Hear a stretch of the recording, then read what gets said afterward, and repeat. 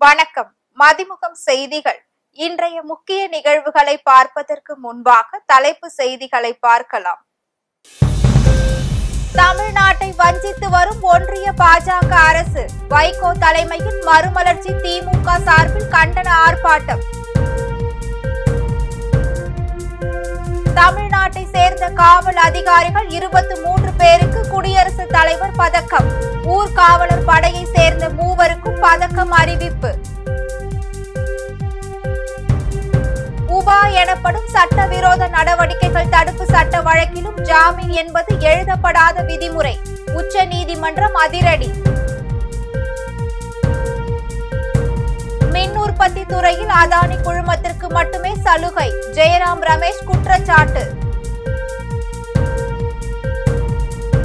SSLV D3 rocket விண்ணில் ஏவப்படுவது தள்ளி வைப்பு. 16ஆம் தேதி விண்ணில் ஏவப்படும் என அறிவிப்பு.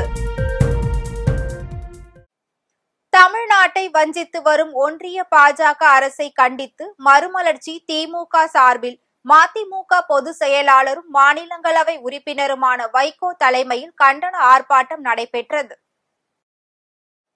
ஒன்றிய அரசின் நிதிநிலை அறிக்கையில் தமிழ்நாட்டுக்கு நிதி ஒதுக்கீடு செய்யாததை கண்டித்தும், சமூக நீதிக்கும் சமத்துவத்திற்கும் எதிரான நீட் நுழைவுத் தேர்வை ரத்து செய்ய வலியுறுத்தியும் மறுமலர்ச்சி திராவிட முன்னேற்ற கழகத்தின் சார்பில் வைகோ தலைமையில் கண்டன ஆர்ப்பாட்டம் நடைபெற்றது.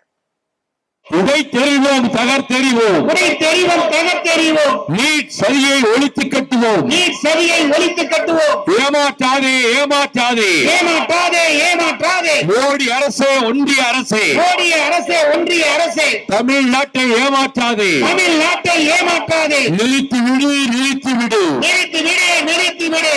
தமிழ்நாட்டுக்கு துரோகம் செய்வதை, தமிழ்நாட்டுக்கு துரோகம் செய்வதை நிறுத்தி விடு, அடியோடு நிறுத்தி விடு, நிறுத்தி விடு, அடியோடு நிறுத்தி விடு.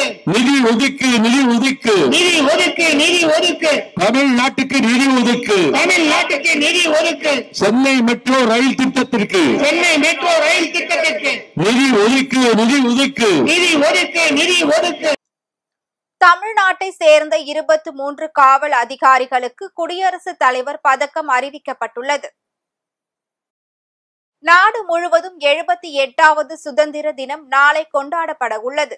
இதற்கான ஏற்பாடுகளை மத்திய மாநில அரசு சார்பில் துறை ரீதியாக மேற்கொண்டு வருகின்றனர்.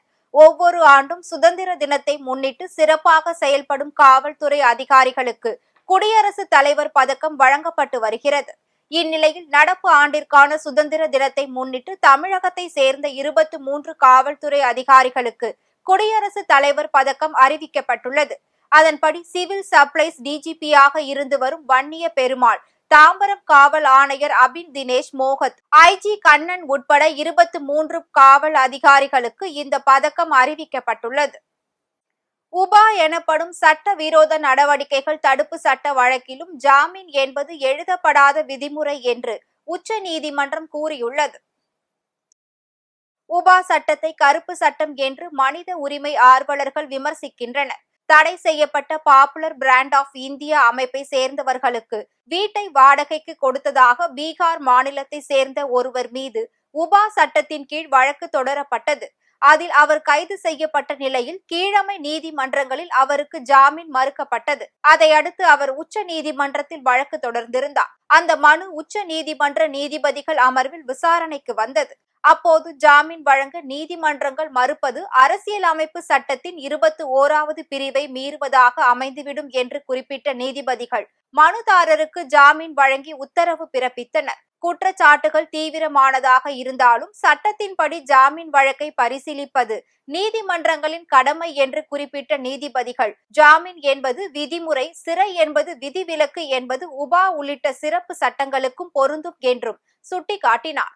உபா வழக்குகளிலும் சட்ட விதிப்படி ஜாமீன் வழங்கப்பட வேண்டும் என்றும் உச்சநீதிமன்றம் கூறியுள்ளது. மின் உற்பத்தி துறையில் அதானி குழுமத்திற்கு மட்டுமே சலுகை வழங்கப்பட்டுள்ளதாக காங்கிரஸ் பொதுச் செயலாளர் ஜெயராம் ரமேஷ் குற்றம் சாட்டியுள்ளார். இது தொடர்பாக எக்ஸ் தளத்தில் பதிவிட்டுள்ள அவர், ஆஸ்திரேலியாவில் இருந்து நிலக்கரி இறக்குமதி செய்து ஜார்க்கண்டில் மின் உற்பத்தி செய்து வங்கதேசத்திற்கு அதானி குழுமம் விற்பதாகவும், இந்தியாவில் தற்போது மின்சாரத்தை விநியோகிக்கவும் அதானி குழுமத்திற்கு அனுமதி வழங்கப்பட்டுள்ளதாகவும் குறிப்பிட்டுள்ளார். தனக்கு நெருக்கமானோருக்கு சலுகை வழங்குவதில் பிரதமர் மோடி மின்னல் வேகத்தில் செயல்படுவதாகவும், அதானி குழும நிறுவனத்திற்காக இந்தியாவின் ஏற்றுமதிக்கான விதிகளில் திருத்தம் செய்யப்பட்டுள்ளதாகவும் குறிப்பிட்டுள்ளார். ஏற்றுமதி விதிகள் திருத்தத்தால் அதானி குழுமம் வங்கதேசத்துக்கு பதில் இந்தியாவிலேயே மின்சாரம் விற்க சலுகை அளிக்கப்பட்டுள்ளதாகவும், வங்கதேசத்திற்கு மின்சாரம் விற்க அதானி குழுமம் ஒப்பந்தம் செய்து விநியோகித்து வருவதாகவும் குறிப்பிட்டுள்ளார். வங்கதேசத்தில் நிலவும் வன்முறை மற்றும் அசாதாரண சூழல் காரணமாக அங்கு மின்சாரம் விற்பதில் சிக்கல் ஏற்பட்டதாகவும், வங்கதேசத்திற்கு அதானி குழுமம் மின்சாரம் விற்க முடியாததால் இந்தியாவிலேயே விற்கும் வகையில் மோடி அரசு சலுகை வழங்கி உள்ளதாகவும் அவர் குறிப்பிட்டுள்ளார். 2018ஆம் ஆண்டின் மின் உற்பத்தி சார்ந்த ஏற்றுமதி விதிகளில் ஒன்றிய மின்துறை அமைச்சகம் ஆகஸ்ட் 12இல் திருத்தம் செய்ததாகவும், ஜார்க்கண்ட் மாநிலம் கோடாவில் உள்ள அனல் மின் நிலையத்தில் அதானி நிறுவனம் 1600 மெகாவாட் மின் உற்பத்தி செய்து வருவதாகவும், ஜார்க்கண்டில் மின் உற்பத்தி செய்யும் 1600 மெகாவாட் மின்சாரத்தையும் அண்டை நாடான வங்கதேசத்திற்கு அதானி குழுமம் விற்பதாகவும் குறிப்பிட்டுள்ளார். புவி கண்காணிப்புக்கான EOS-08 செயற்கைக்கோளுடன் SSLV-D3 ராக்கெட் ஆந்திர மாநிலம் ஸ்ரீஹரிகோட்டாவில் இருந்து வரும் 16ஆம் தேதி விண்ணில் ஏவப்படும் என்று அறிவிக்கப்பட்டுள்ளது. இந்திய விண்வெளி ஆராய்ச்சி நிறுவனமான இஸ்ரோ புவி கண்காணிப்பு செயல்பாடுகளுக்காக அதிநவீன EOS-08 என்னும் செயற்கைக்கோளை வடிவமைத்துள்ளது.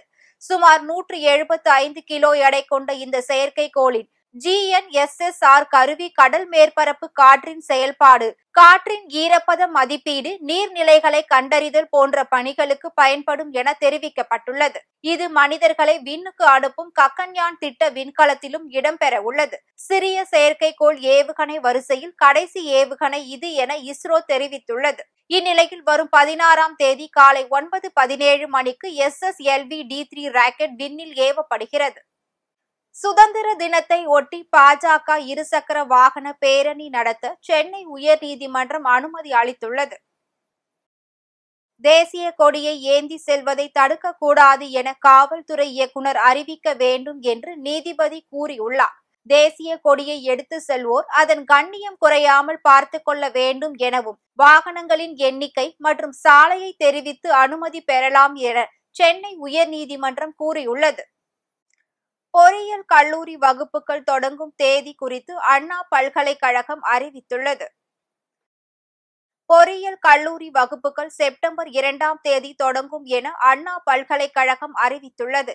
மேலும் BE, BTech, B-Plan, MSc பாட பிரிவுக்கான வகுப்புகளுக்கு முன்னதாக ஆகஸ்ட் 21ஆம் தேதி மாணவர்களுக்கான அறிமுக நிகழ்ச்சி நடைபெறும் என்று அண்ணா பல்கலைக்கழகம் அறிவித்துள்ளது. முதல் செமஸ்டர் தேர்வு டிசம்பர் 23ஆம் தேதி நடைபெறும் என அண்ணா பல்கலைக்கழகம் அறிவித்துள்ளது. பொறியியல் கல்லூரி வகுப்புகள் செப்டம்பர் 2ஆம் தேதி தொடங்கும் என அண்ணா பல்கலைக்கழகம் தெரிவித்துள்ளது. அண்ணா பல்கலைக்கழகம் மற்றும் பொறியியல் கல்லூரிகளுக்கான கலந்தாய்வு நடந்துள்ள நிலையில் பொறியியல் கல்லூரி வகுப்புகள் செப்டம்பர் 2ஆம் தேதி தொடங்கும் என அண்ணா பல்கலைக்கழகம் அறிவித்துள்ளது.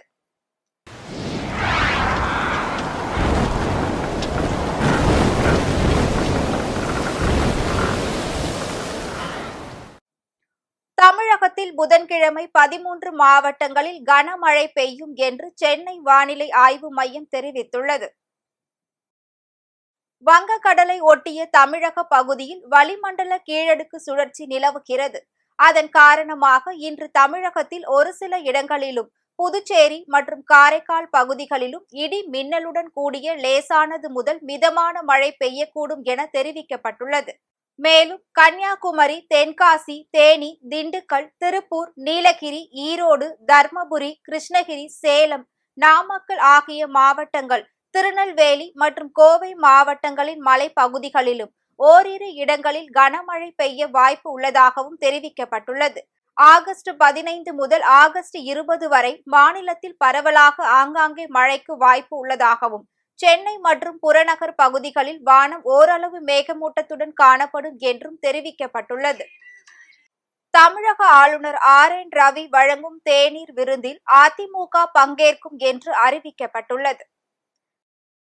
சுதந்திர நாளில் அரசியல் கட்சி தலைவர்கள், முக்கிய பிரமுகர்களுக்கு ஆளுநர் விருந்தளிப்பார். அதன்படி ஆகஸ்ட் 15ஆம் தேதி ஆளுநர் மாளிகையில் நடைபெறும் தேநீர் விருந்துக்கு அரசியல் கட்சி தலைவர்களுக்கு அழைப்பு விடுக்கப்பட்டுள்ளது.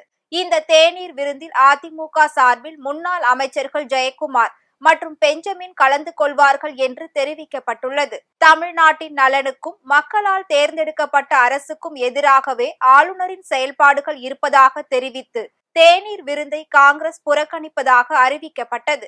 அதனைத் தொடர்ந்து திமுக கூட்டணி கட்சிகளான மதிமுக, மார்க்சிஸ்ட் கம்யூனிஸ்ட், இந்திய கம்யூனிஸ்ட், விசிக உள்ளிட்ட கட்சிகளும் ஆளுநருக்கு எதிர்ப்பு தெரிவித்து தேநீர் விருந்தை புறக்கணிப்பதாக தெரிவித்துள்ளனர். ஆளும் திமுக கட்சி தேநீர் விருந்தில் பங்கேற்பது குறித்து இன்னும் அறிவிக்கப்படாத நிலையில் பாஜக, பாமக, தமாக உள்ளிட்ட கட்சிகள் பங்கேற்கும் என்று எதிர்பார்க்கப்படுகிறது.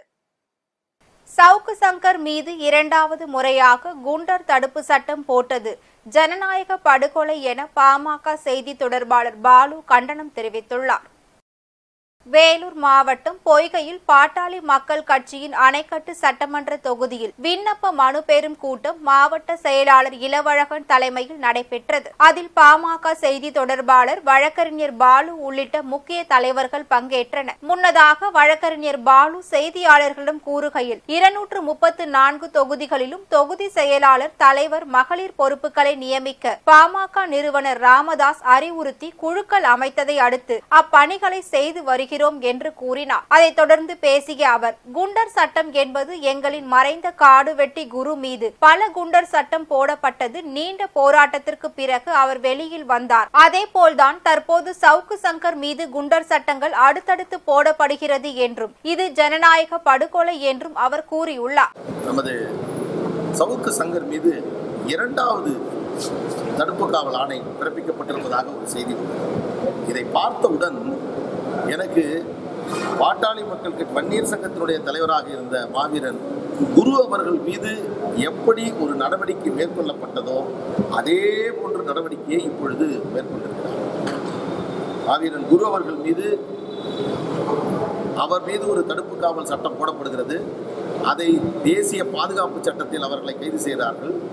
அதை மத்திய அரசு அந்த உத்தரவை, தடுப்பு காவல் உத்தரவை ரத்து செய்கிறார். அவர் வெளியே வருகின்ற அடுத்த நிமிடம் அவர் மீது இன்னொரு தடுப்பு காவல் உத்தரவை போடுகிறார். அதற்கு பிறகு இன்னொரு தடுப்பு காவல் உத்தரவை போட்டார். அதே போன்றுதான் இப்பொழுது சவுக்கு சங்கர் மீது போடப்பட்டிருக்கிறது. அரசு மதுபான கடை வேண்டும் என 7 கிராம மக்கள் திரண்டு வந்து தர்மபுரி மாவட்ட ஆட்சியர் அலுவலகத்தில் மனு கொடுத்த சம்பவத்தில் திடீர் திருப்பம் ஏற்பட்டுள்ளது.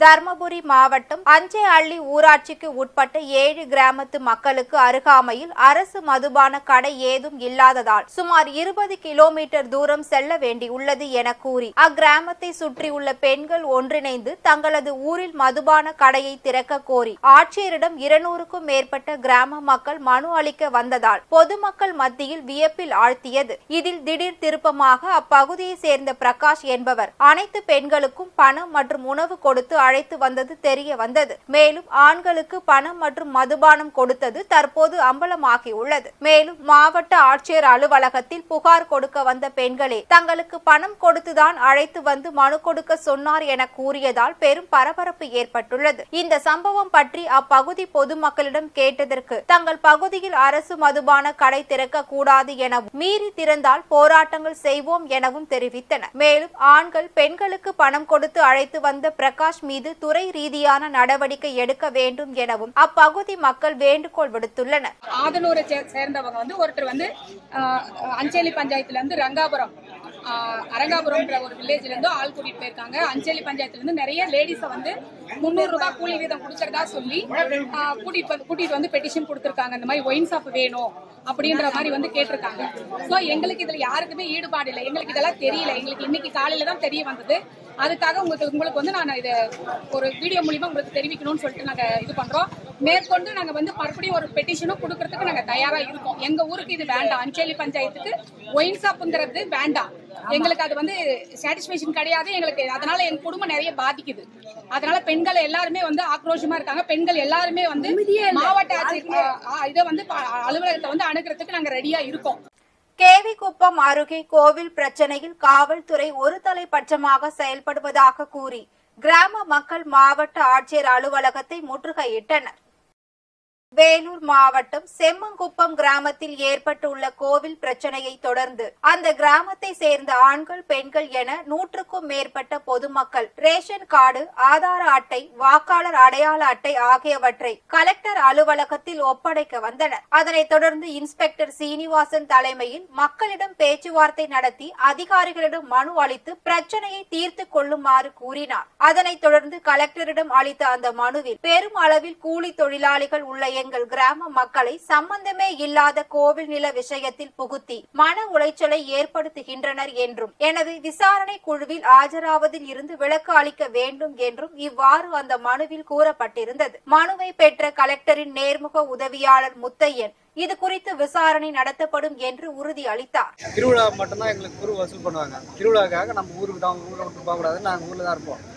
அது மாதிரி காலங்காலமாக வந்து சாமி கும்பிடுவாங்க, காளியம்மா கோயில் கும்பிடுவாங்க, கங்கையம்மன் திருவிழா பண்ணுவாங்க, விநாயகர் சிலை வைப்பாங்க, எல்லா திருவிழாவும் பண்ணுவாங்க. யாருமே வந்து வானான்னு யாரையும் சொல்கிறது, எந்த ஜாதி வரக்கூடாது, அந்த ஜாதி வரக்கூடாது, எந்த ஜாதி வானான்னு சொல்கிறது கிடையாது. எல்லாருமே வந்து பொதுவாக பண்ணணும்னு தான் நாங்கள் நினைப்போம். நாங்கள் பண்ணுவோம், அவங்களும் வருவாங்க, கூட வந்து தீபாவளி பண்ணி சாமி கும்பிட்டு போவாங்க. இதுதான் காலங்காலமாக நடந்துட்டு இருந்தது.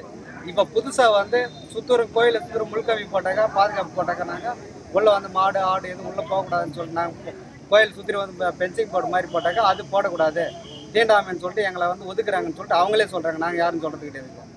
இப்போ அடுத்து அப்படின்னு பார்த்தீங்கன்னாக்கா கங்கையம்மன் கோயில் முடிஞ்சு காளியம்மன் கோயில் பண்ணலான்னு சொல்லிட்டு போனாக்கா அங்கே வந்து நாங்களும் வருவோம், எங்களையும் ஒன்றா சேர்த்துங்க அப்படின்னு சொன்னால் இது எந்த விதத்தில் நியாயம்? இது எல்லாரும் ஒன்றா சேர்த்து பண்ணுறதுக்கு திருவிழா அவங்க வந்து தனியாக பண்ணிக்கிறாங்க, நாங்கள் கேட்கறது கிடையாது. நாங்கள் தனியாக பண்ணிக்கணும், நாங்கள் அவங்க எங்களை கேட்கக்கூடாது. இதுதான் எங்களுடைய கோரிக்கை. தமிழ்நாடு வியாபாரிகள் சங்க பேரவை சார்பாக சென்னை வள்ளுவர் கோட்டத்தில் கண்டன ஆர்ப்பாட்டம் நடைபெற்றது. இந்த கண்டன ஆர்ப்பாட்டத்தில் சங்கத்தின் தலைவர் முத்துக்குமார் உட்பட பலர் கலந்து கொண்டு மாநகராட்சி கடைகளுக்கான தொழில் வரியை 35% மற்றும் உரிம கட்டணத்தை பல மடங்கு உயர்த்தியதற்கு எதிர்ப்பு தெரிவித்து கண்டன கோஷங்கள் எழுப்பி ஆர்ப்பாட்டத்தில் ஈடுபட்டனர். அதனைத் தொடர்ந்து பேசிய அவர், உரிமை கட்டணத்தை பல மடங்கு உயர்த்தி இருக்கிறார்கள், இதனை தமிழக அரசு திரும்ப பெற வேண்டும் என்றும், முன்னாள் முதல்வர் கருணாநிதி அவர்களின் வழியில் ஆட்சி செய்யும் முதல்வர் அவரது காலத்தில் இருந்தது போல் தொழில் வரியை நியமனம் செய்ய வேண்டும் என வலியுறுத்தினார். அது மட்டும் இல்லாமல் எங்களை போன்ற எந்தவிதமான கட்சி சார்பு இல்லாத வியாபாரிகள் சங்கங்களை அழைத்து அவர்களிடம் கலந்து ஆலோசித்து தொழில் வரிகளை நியமனம் செய்ய வேண்டும் என வலியுறுத்தியுள்ளார். இந்த தொழில் வரிங்கிறது இந்த நடப்பு அரசு இருக்குல்ல, திமுக அரசு, இதன் முன்னோடி முன்னாள் முதலமைச்சர் கருணாநிதி அவர்கள் தீர்வு கண்ட பிரச்சனை. ஆனால் கடந்த ஆட்சி காலத்தில் நாங்கள் 3 நாள் கடை அடைச்சி ஊழலோடு நடத்தி எவ்வளோ போராட்டம் நடத்தி இந்த தொழில் வரி பிரச்சனைக்கு தீர்வு கொண்டோம். அதை முதலமைச்சராக இருக்கும்போது அவங்களை அழைச்சி இந்த வள்ளூர் கூடத்தில் மாநாடு நடத்தி, கோரிக்கை மாநாடு நடத்தி அதுக்கு தீர்வு கொண்டோம், தீர்வு கொடுத்தாங்க. அப்போ அந்த தொழில் வரி பிரச்சனையிலிருந்து எங்களை காப்பாற்றியது திமுக அரசு. மீண்டும் அதே திமுக அரசு அதே சட்டத்தை கையில் எடுத்துகிட்டு போனால் எங்களுக்கு கொந்தளிப்பு வராதா? முதல்ல அதை லாஜிக் புரிஞ்சுக்கிடணும். ஒரு அரசு இது சம்பந்தப்பட்ட அமைப்பு யார் இருக்கான்னு கூப்பிட்டு பேசி இதுவரைக்கும் என்ன நடந்தது, இனிமேல் என்ன நடக்கணும்னு கூப்பிட்டு பேசினா தானே அந்த தீர்வுகளை நாங்கள் சொல்ல முடியும். எடுத்தேன் கவித்தேன் என்று சொன்னால் அது நல்லது இல்லை. அதை எதிர்த்தான் நாங்கள் இப்போ போராடுறோம். மாணவர்களின் கற்றல் திறனை பரிசோதிக்கும் வகையில் கற்றல் அடைவு ஆய்வு என்ற பிரத்யேக தேர்வு நடத்தப்பட்டது. மயிலாடுதுறை மாவட்டத்தில் அரசு மற்றும் அரசு உதவி பெறும் பள்ளிகளில் மாணவர்களின் கற்றல் திறனை கண்டறிய அவர்களுக்கு தேர்வு நடத்தி ஆய்வு செய்ய மாவட்ட ஆட்சியர் அண்மையில் உத்தரவு பிறப்பித்திருந்தார். அதனை அடுத்து அங்கு உள்ள 136 அரசு மற்றும் அரசு உதவி பெறும் பள்ளிகளில் 5ஆம் வகுப்பு பயிலும் மாணவர்களுக்கு கற்றல் திறனை கண்டறியும் தேர்வு நடத்தப்பட்டது. மேலும் ஒருங்கிணைந்த பள்ளி கல்வித்துறையின் சார்பில் நடத்தப்பட்ட ஆய்வில் தமிழ், ஆங்கிலம் மற்றும் கணிதம் ஆகிய 3 பாட பிரிவுகளுக்கு தலா 30 மதிப்பெண்களுக்கு தேர்வு நடத்தப்பட்டது. மாணவர்கள் பெறும் மதிப்பெண்கள் அடிப்படையில் அவர்களின் கற்றல் திறனை மேம்படுத்துவதற்கான நடவடிக்கைகள் மேற்கொள்ளப்பட உள்ளது. இந்த அடைவு ஆய்வு மயிலாடுதுறை மாவட்டத்தில் மட்டும் மாவட்ட ஆட்சியரின் அறிவுறுத்தலின் பேரில் பிரத்யேகமாக நடத்தப்பட்டது என்பது குறிப்பிடத்தக்கது. மழை நீரை விளைநிலங்களில் இருந்து வெளியேற்ற முடியவில்லை என விவசாயிகள் வேதனை தெரிவித்துள்ளனர். ராணிப்பேட்டை மாவட்டம் திமிரி அடுத்த பரதராமி கிராம பகுதியில் கடந்த சில தினங்களாக பெய்து வரும் மழையின் காரணமாக 100 ஏக்கர் பரப்பளவில் விவசாயம் செய்யப்பட்டிருந்த நெற்பயிர்கள் அறுவடைக்கு ஒரு சில நாட்களே உள்ள நிலையில் மழை நீரில் மூழ்கி முற்றிலும் சேதமடைந்தது. இதனால் விவசாயிகள் மிகுந்த நஷ்டத்தை அடைந்து சோகத்தில் ஆழ்ந்துள்ளனர். மேலும் அப்பகுதியை சேர்ந்த விவசாயிகள் தெரிவிக்கையில் ஏரி நீர் பாசன கால்வாய்கள் அதிக அளவில் ஆக்கிரமிப்பு செய்யப்பட்டிருப்பதாகவும் அதன் காரணமாகவே மழை காலங்களில் பொழிகின்ற மழை நீர் விவசாய நிலத்தில் இருந்து வெளியேற்ற முடியாமல் விளை நிலங்களிலேயே தேக்கி விடுவதால் பயிர்கள் ஆண்டுதோறும் சேதம் அடைந்து நஷ்டத்தை சந்தித்து வருவதாக தெரிவித்தனர். இதனைத் தொடர்ந்து பலமுறை மனுக்கள் அளித்தும் எந்தவித நடவடிக்கையும் எடுக்கப்படவில்லை என விவசாயிகள் மிகுந்த மன வருத்தத்துடன் தெரிவிக்கின்றனர். பெரிய ஏரி சித்தேரி ரெண்டுடைய மதுகள் வழியாக வர ஏரி பாசன நீர் அதனுடைய ஆக்கிரமிப்பு அகற்ற கோரி போன கடந்த 20ஆம் தேதி 6ஆம் மாதம் சபபந்தி நிகழ்ச்சியில் நான் ஒரு பொதுமக்கள் சார்பில் மனு கொடுத்துருந்தேன். அந்த மனுவின் மீது மதுக்கள் மட்டுமே சீர் செய்யப்பட்டது தவிர ஆக்கிரமிப்பான காவாக்கள் எதுவும் சீர் செய்ய முடியாத காரணத்தால் இன்று தொடர் மழை 5 நாளாக தொடர் மழையால் அந்த இருக்கும் தண்ணி மொத்தமே பார்த்தீங்கன்னா விளைநிலைகள் அறுத்து அறுவடைக்காக இந்த விளைநிலைகள் மேலே 100க்கும் மேற்பட்ட ஏக்கரின் விளைஞ்ச நெல் பணிகள் எல்லாமே பார்த்தீங்கன்னா முளைச்சி இன்னைக்கு பார்த்தீங்கன்னா இன்னைக்கு வீணாக போயிடுச்சு. 6 மாதம் கஷ்டப்பட்டு விவசாயம் நிலைமை இது நான் பொதுமக்கள் சார்பில் தான் நான் என்னுடைய கைனியாக இருக்குது. ஆனால் பொதுமக்கள் சார்பில் எல்லாமே விவசாயிகள் சார்பில் நான் 10 ஆண்டாக போராடிட்டு கொண்டு இருக்கிறோம். எங்கள் பெரியப்பா நாங்கள் எல்லாமே இதை நாங்கள் 10 மனுக்கள் மாரி இது வரைக்கும் நான் ஆட்சியர்கிட்ட கொடுத்துருக்கோம். எந்த மனுக்களும் மேலேயும் எந்த ஒரு ஆக்ஷன் எடுக்க முடியாத சூழ்நிலை தான் இங்கே இருக்குது. இதால் பார்த்தீங்கன்னா எல்லா ஆக்கிரமிப்புனால எல்லா விவசாயிகளும் பாதிக்கப்பட்டு கொண்டிருக்காங்க. இதுக்கு உரிய முதலமைச்சர் கவனத்துக்கு கொண்டு போய் மாவட்ட நிர்வாகம் இது தலையிட்டு உடனடியாக இது ஆய்வுக்காக செய்து உரிய நிவாரணம் வழங்குமாறு தாய்மையுடன் கேட்டுக்கொள்கிறேன். இன்றைய தங்கம் வெள்ளி விலை வழங்குவோர் அட்டிகா கோல்ட் கம்பெனி. சென்னையில் ஆபரண தங்கத்தின் விலை சவரனுக்கு 80 ரூபாய் குறைந்து 52,440 ரூபாய்க்கு விற்பனை செய்யப்படுகிறது. 22 கேரட் ஆபரண தங்கத்தின் விலை கிராமிற்கு 10 ரூபாய் குறைந்து 6,555 ரூபாய்க்கு விற்பனை செய்யப்படுகிறது. வெள்ளியின் விலை கிராமிற்கு 50 காசுகள் குறைந்து 88 ரூபாய்க்கு விற்பனை செய்யப்படுகிறது. மீண்டும் தலைப்பு செய்திகள். தமிழ்நாட்டை வஞ்சித்து வரும் ஒன்றிய பாஜக அரசு. வைகோ தலைமையில் மறுமலர்ச்சி திமுக சார்பில் கண்டன ஆர்ப்பாட்டம். தமிழ்நாட்டை சேர்ந்த காவல் அதிகாரிகள் 23 பேருக்கு குடியரசுத் தலைவர் பதக்கம். ஊர்காவலர் படையை சேர்ந்த 3 பதக்கம் அறிவிப்பு. உபா எனப்படும் சட்டவிரோத நடவடிக்கைகள் தடுப்பு சட்ட வழக்கிலும் ஜாமீன் என்பது எழுதப்படாத விதிமுறை. உச்ச நீதிமன்றம் அதிரடி. மின் உற்பத்தி துறையில் அதானி குழுமத்திற்கு மட்டுமே சலுகை. ஜெயராம் ரமேஷ் குற்றச்சாட்டு. SSLV D3 ராக்கெட் விண்ணில் ஏவப்படுவது தள்ளி வைப்பு. 16ஆம் தேதி விண்ணில் ஏவப்படும் என அறிவிப்பு. இத்துடன் செய்திகள் நிறைவடைந்தன. மீண்டும் செய்திகள் இரவு 8 மணிக்கு. மேலும் செய்திகளை தெரிந்து கொள்ள மதிமுகம் பிரைம் யூடியூப் தளத்தில் இணைந்திருங்கள்.